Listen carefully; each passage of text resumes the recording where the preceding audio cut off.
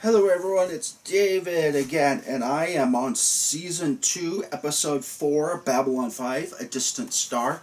Everyone, just a reminder, I've recorded an update, some of the material I got from JMS's own Patreon account, update on what's going on with the B5 reboot. It looks like things are proceeding apace. And so go ahead and check out that update. It's in a different playlist in case you're wondering where that might be located. So, I do also want to apologize if you haven't gotten from my earlier videos. I do have a brand new kitten. He's about 4 months old, who is trundling his way through my house and terrorizing my older cat. So, you might hear him. He's pretty loud.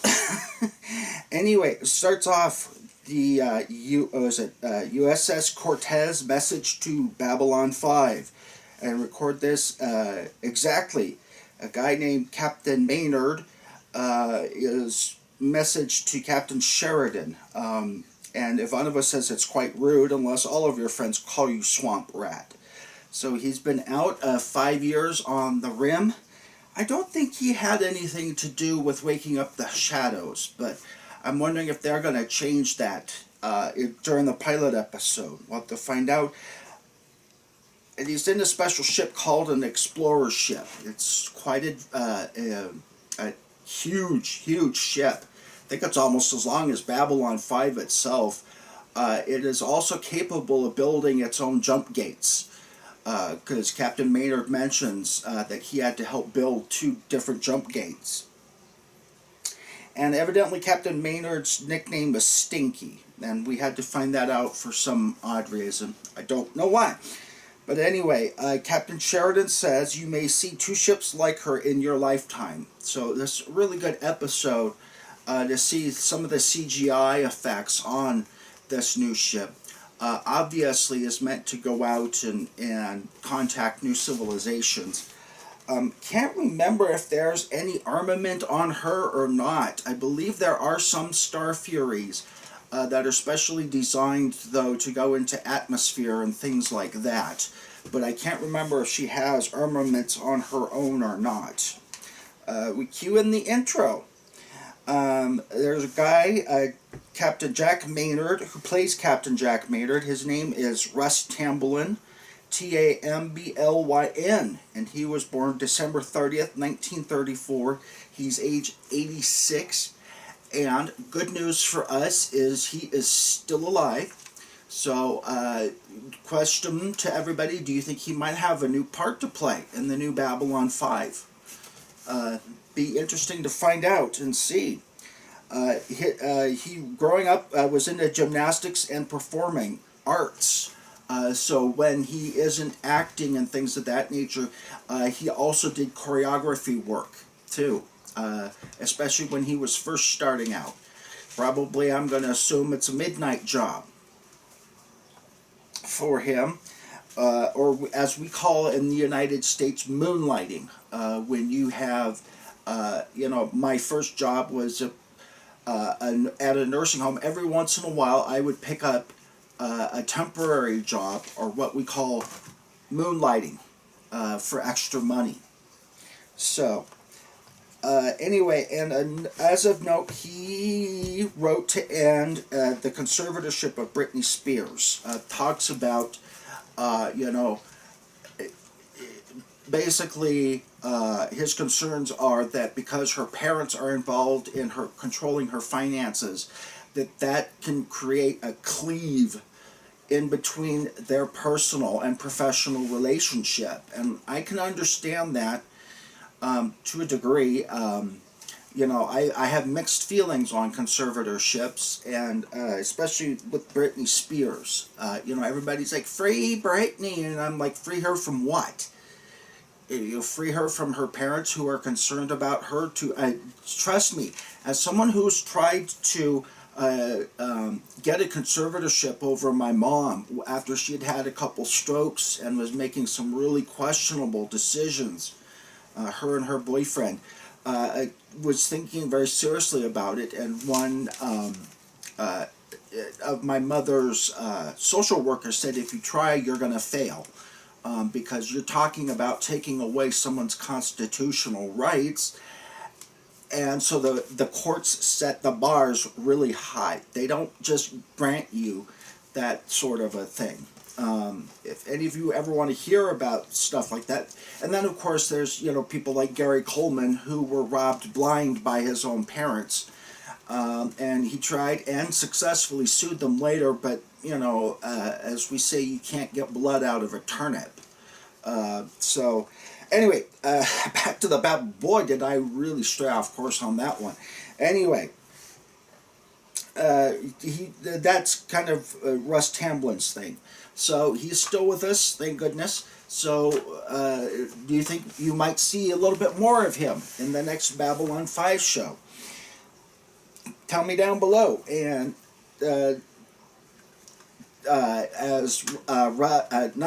Captain Maynard, sorry I got his real name and his stage name confused, but anyway, as Captain Maynard is talking to Captain Sinclair, Delane comes up to talk about some detail of something, and then she walks off, and Captain Maynard is like, she's Minbari, but she don't look like any Minbari I've ever seen, and Captain Sheridan says, well, yeah, because of this, that, and the other thing, and Captain Maynard says, well, yeah, but you know as well as I do, Johnny, the Minbari never tell you the whole truth. And, of course, that will become a theme throughout Babylon 5. Minbari like to keep their secrets very, very close to themselves. Zip on over to Michael Garibaldi trying to get the ingredients for a Babylon 5 mainstay called banya cauda. It's an Italian fondue. It's B-A-G-N-A, separate word C-A-U-D-A, and it means hot dip or hot gravy in English. And it's made a lot with garlic, anchovies, and olive oil are the main ingredients, and you usually dip it with raw or cooked veggies, but when I saw it, it looked like Garibaldi was dipping bread into it. So, but in the past they used walnut or hazelnut oil, and sometimes also truffles are used. So, looked up that one. I understand it's quite good. My doctor would probably have a coronary if he thought I was eating that. I have lost quite a bit of weight. Speaking of which, Dr. Franklin is running around putting everybody on Babylon 5 on a diet. So he wants Garibaldi and Sheridan to lose a little bit of weight and Ivanova to gain a few pounds. And that must be nice because I'm on the you gotta lose a lot of weight, pal.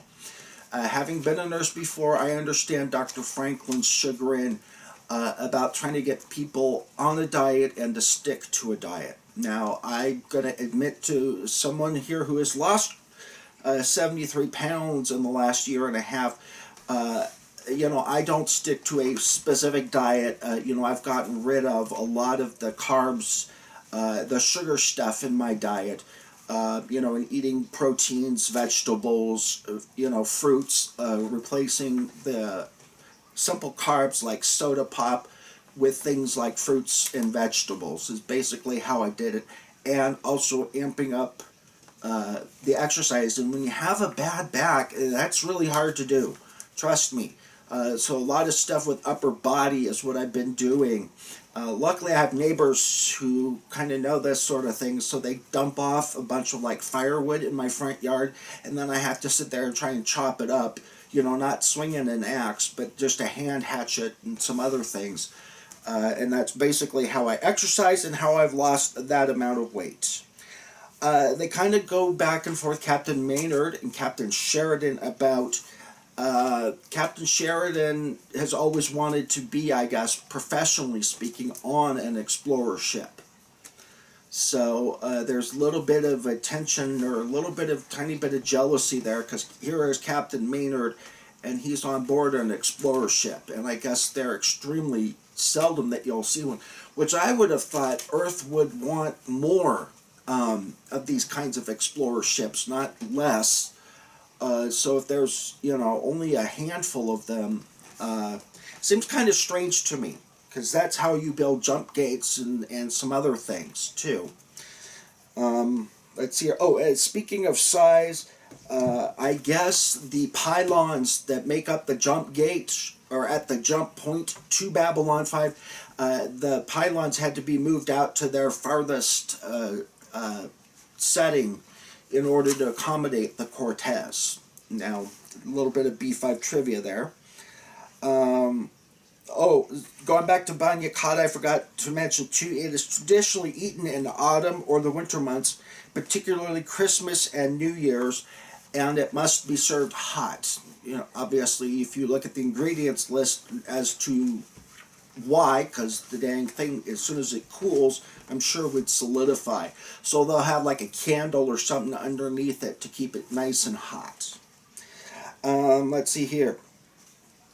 Captain Maynard wants to go explore the new rim, and he talks a little bit about, once this old rim, we discover that, and there's still more stuff beyond that. Kind of like if you've ever looked at maps of the Star Wars universe, how they have this little core world, and then this bigger core worlds, and then there's this colony worlds, and now there's the inner rim, and then the middle rim, and then the outer rim, and then the new outer rim, and then, and if you ever look at a map of a galaxy, you can see why. And now we know that there are more than, like our galaxy, we have these little tiny dwarf galaxies that are attached, and they're at different angles, and all kinds of, if you ever get a chance to Google that, just map of the galaxy, and you'll just see how, even just one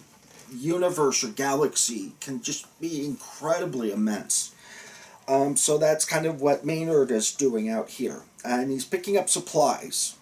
And Lieutenant Keffler wants to know if the stories are true about something living in hyperspace.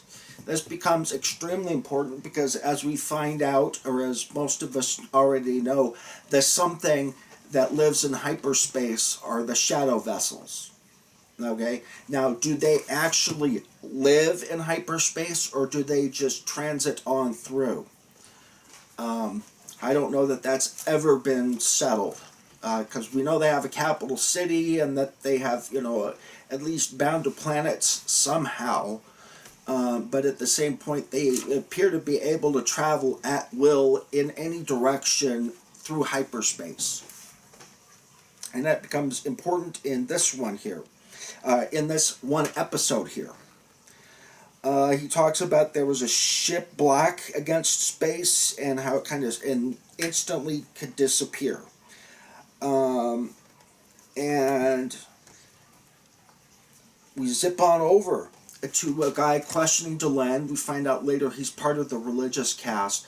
My cat's about ready to make a big noise. Or, kitty, move. Stay away from that. Make a noise there. Basically questioning, is Delenn still one of us? And it kind of reminds me a little bit about... And she makes a remark, understanding is not required, only obedience. And he says, yes, obedience from our own kind, but are you one of our kind? And it kind of reminded me a little bit about people who undergo transitioning surgeries from one gender to another, transgender people. Okay, are you still one of us, or... So anyone who's gone through that kind of surgery or transition, let me know down below, because it would be interesting to see how your experience has been going from one gender to another. And I know that's extremely controversial. You're not a woman unless you were born of biological, unless you can have a baby. Well, I have a cousin who was born with Down syndrome, and she's pretty much incapable of having a baby. Does that mean she's not a woman, even though she's had periods before and things of that nature? I mean, it seems, the people with the biological, you're born this way and you have to die this way, you're going to find yourself left behind by technology. I can tell you that much. Some of this has to do with, and it doesn't have to do with your sexuality or even your sexual orientation. It's going to be, possible to change someone's, it will be possible for like someone like me to have a baby in the future. I personally don't have any desire to have a baby, but at some point, and elderly people can all of a sudden will be able to have babies and things of that nature. So anyway, if you've gone through that, let me know. A little bit of a zip on back to MedLab, and Ivanova is getting her diet from Dr. Franklin. He wants her to put on a little bit of weight, because she's getting a little bit malnourished now that she's trying to walk around on this broken leg. And he wants her to gain a little bit of weight, and she quips, "Suddenly I am the expanding Russian frontier." And Dr. Franklin says, "But with very nice borders." And I thought, no, there's a line for you. Heavily memmed a lot, so why I mentions that. Zips on that. Cortez, the ship, has gotten its whatever, and jumps away. And it goes on back to Sheridan and Ivanova talking, and Sheridan basically said, if the primates back eons ago knew that bureaucrats would have emerged, they would have stayed in the trees and written off evolution as a bad idea. So, a little bit of a conversation he was having with Ivanova about, how are you settling into your new job?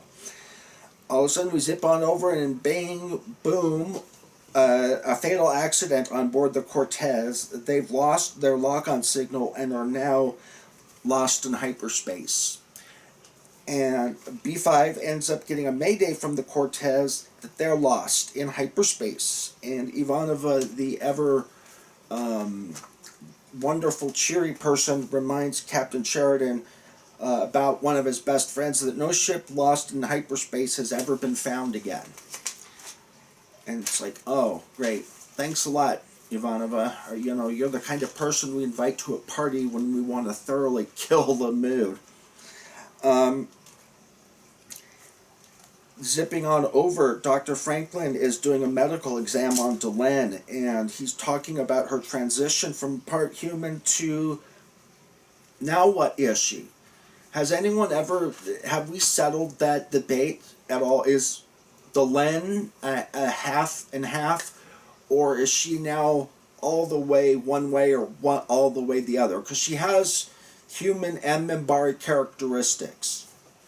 So I'm pretty sure from what I've seen, and everybody can kind of agree that it's not quite like a total transition that one would undergo, say, during gender reassignment.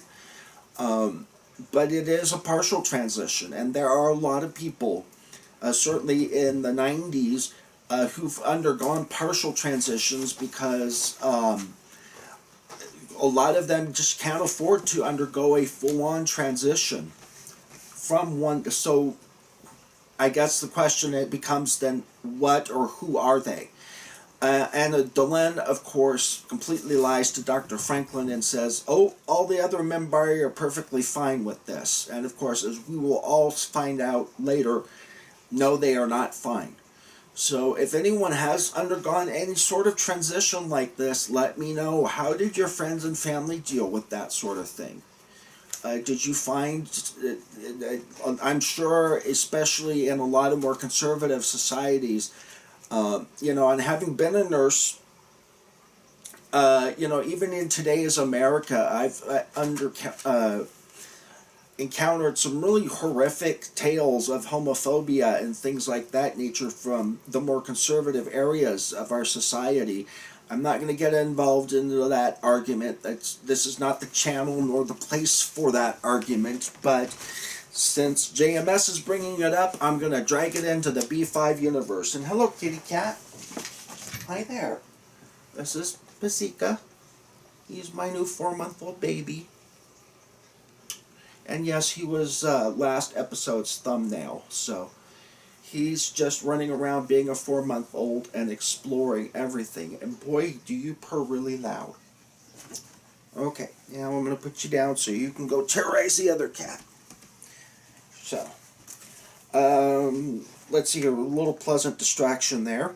And they talk about, we find out that there's a drift in hyperspace, and what basically Sheridan comes up with is, in the old days, if a ship was floundering offshore, they would take a series of lifeboats tied together and hooked up to shoreline so that they could go out to the ship and either reel the ship in or take survivors and have them go from one lifeboat to the next till they hit shore, hopefully.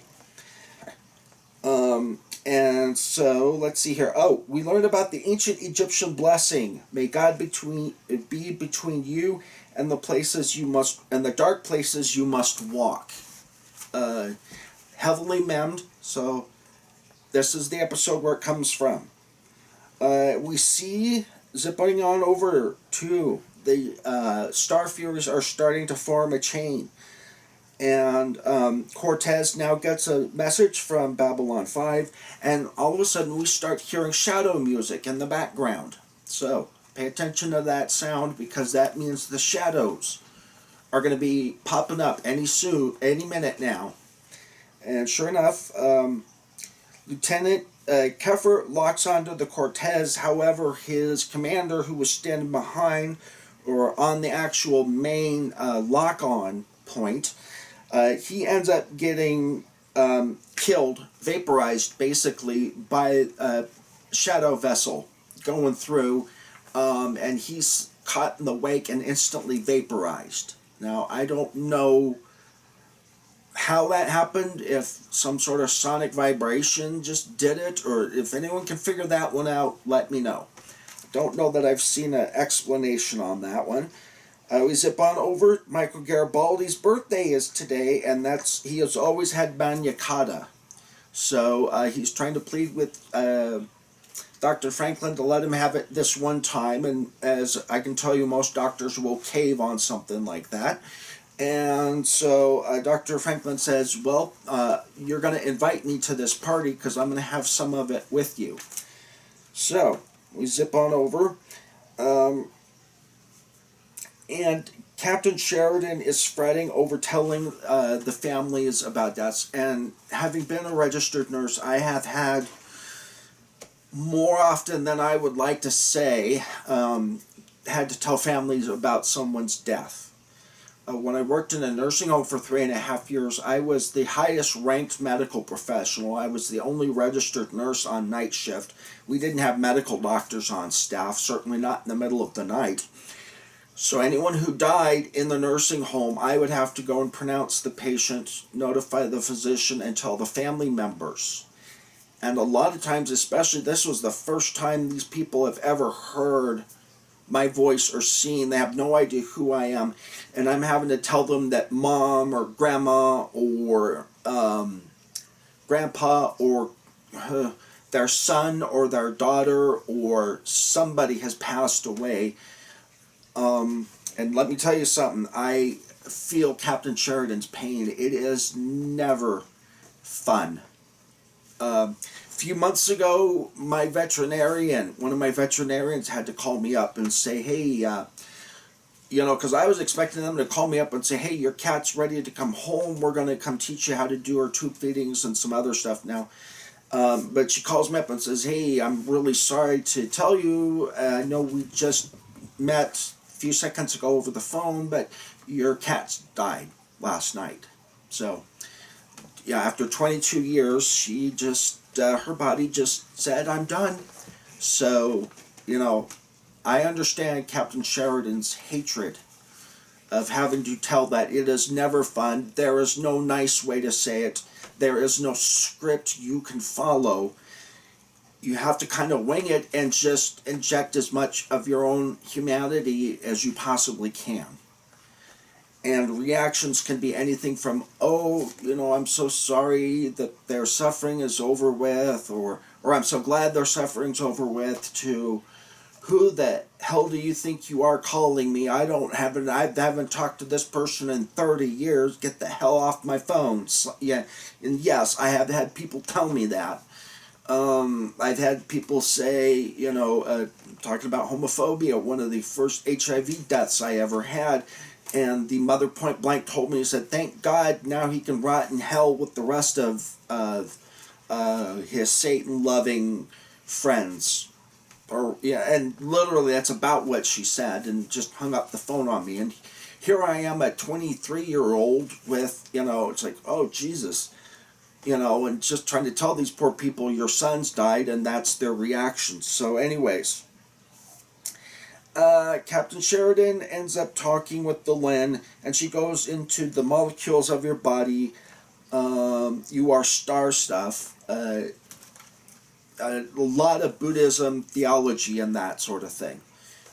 Any of you who have, especially if you're a follower of the Dalai Lama, he's heavily involved into that sort of type of mythology. So you'll see a lot of that as you go through.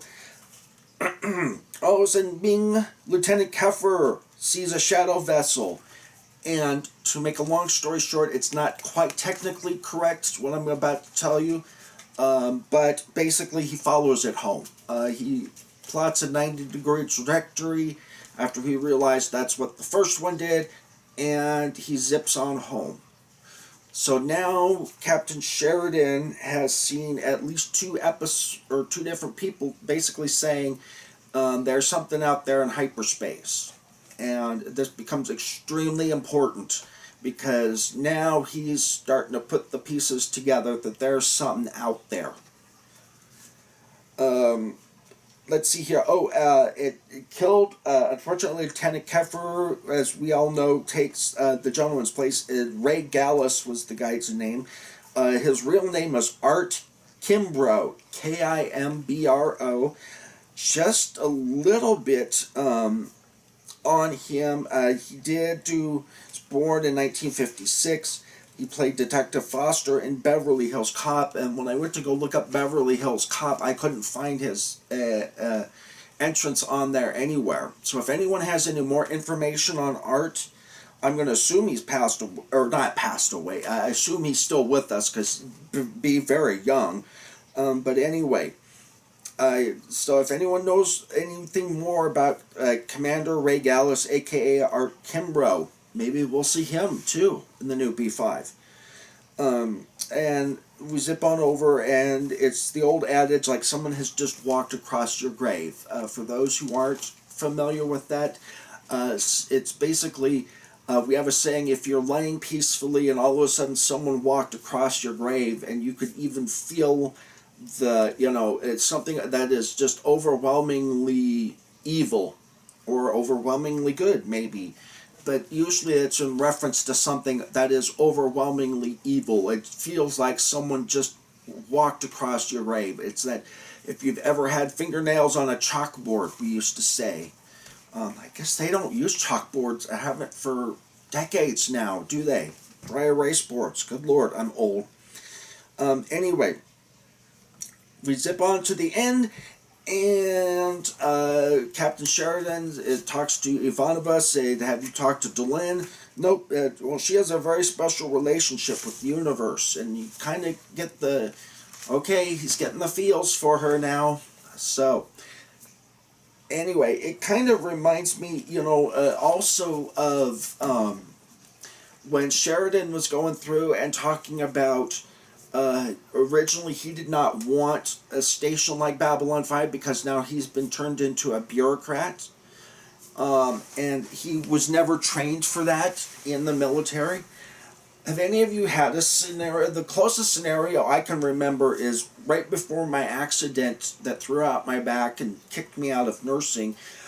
It was mandatory for us to go to it. It was a presentation by security officers in our hospital.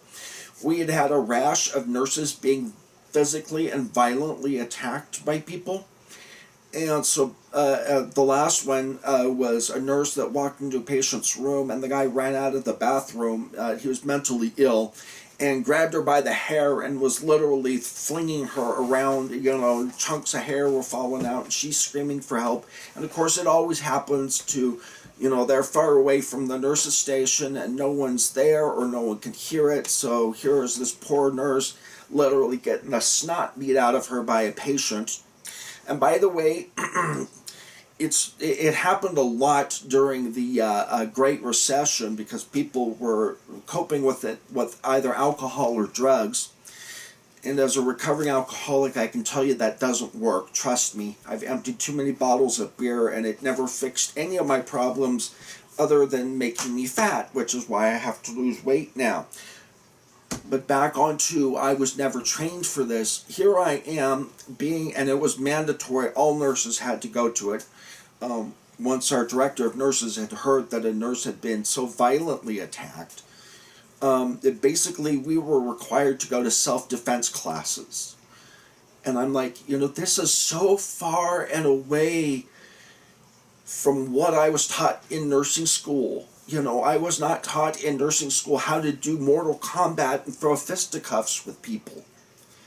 But I can tell you, as a male nurse, I have had to do it so many times where I can hear people usually screaming my name because being a male nurse, you get called into these sorts of things and I'll find someone trying to beat the crap out of their nurse, and I have to physically go in and usually end up getting pounded on a few times because I don't know what, you know.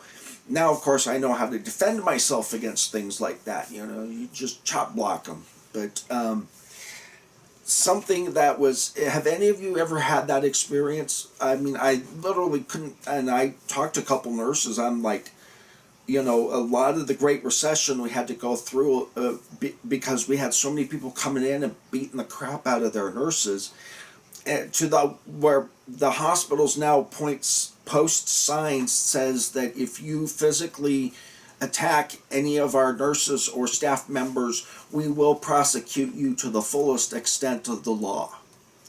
You know, I've had to, now we have to put warning signs to people, don't beat up your nurse. You know, trust me, someone who's about to give you a shot of morphine, you don't want to beat the crap out of them, because otherwise you're not going to get your shot full of morphine. But anyway, have any of you ever had an experience like that, where Captain Sheridan is having to learn to do a whole new job that he was never trained for? So if any of you have had something like that, put it down below as always. Please like, comment, subscribe, and share. Hope you all have a good, I'm recording this on Halloween in 2021, so I hope you all have a good rest of your Halloween holiday.